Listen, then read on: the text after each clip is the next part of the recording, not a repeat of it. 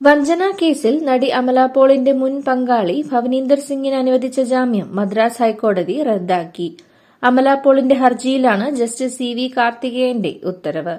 ഭവനീന്ദർ സിംഗും കുടുംബവും തന്റെ പണവും സ്വത്തും തട്ടിയെടുത്തെന്നും മാനസികമായി പീഡിപ്പിച്ചെന്നും കാണിച്ച് അമല പോൾ നൽകിയ പരാതിയിൽ കഴിഞ്ഞ വർഷം ഭവനീന്ദർ സിംഗിനെ തമിഴ്നാട് പോലീസ് അറസ്റ്റ് ചെയ്തിരുന്നു. തങ്ങൾ ഒരുമിച്ച് കഴിഞ്ഞിരുന്ന കാലത്തെ അടുപ്പം മുതലെടുത്താണ് വഞ്ചിച്ചതെന്നായിരുന്നു പരാതി. എന്നാൽ വിഴുപുരത്തെ മജിസ്ട്രേറ്റ് കോടതി ഭവനീന്ദറിന് ജാമ്യം അനുവദിച്ചു. അതിനെ ചോദ്യം ചെയ്ത് അമല പോൾ നൽകിയ ഹർജിയിലാണ് ഹൈക്കോടതി ഉത്തരവ്. ഉപാധികളില്ലാതെയാണ് ജാമ്യം അനുവദിച്ചതെന്നും അത് കേസ് അന്വേഷണത്തെ ബാധിക്കുമെന്നും ഹൈക്കോടതി ചൂണ്ടിക്കാട്ടി. 2014 വിവാഹം കഴിഞ്ഞ അമല തന്റെ ആദ്യ ഭർത്താവ് AL വിജയുമായി 2017 പിരിഞ്ഞ ശേഷമാണ് ഭവനീന്ദറുമായി അടുത്തത്. പിന്നീട് ഇരുവരും വേർപിരിഞ്ഞു. 2018 സ്വകാര്യമായി നടത്തിയ വിവാഹ നിശ്ചയത്തിന്റെ ചിത്രങ്ങൾ വിവാഹം കഴിഞ്ഞെന്ന രീതിയിൽ ഭവനീന്ദർ സമൂഹമാധ്യമങ്ങളിലൂടെ പങ്കുവച്ചിരുന്നു.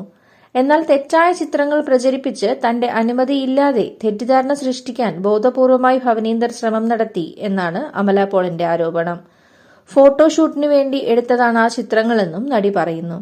ചിത്രങ്ങൾ ഭവനീന്ദർ പിൻവലിച്ചെങ്കിലും വിവാഹ ചിത്രമെന്ന തരത്തിൽ നിരവധി പേരാണ് അത് ഷെയർ ചെയ്തത്. 2023 നവംബറിൽ ജഗത് ദേശായിയെ വിവാഹം ചെയ്ത അമല ഇപ്പോൾ ഒരു അമ്മയാകാൻ ഒരുങ്ങുകയാണ്.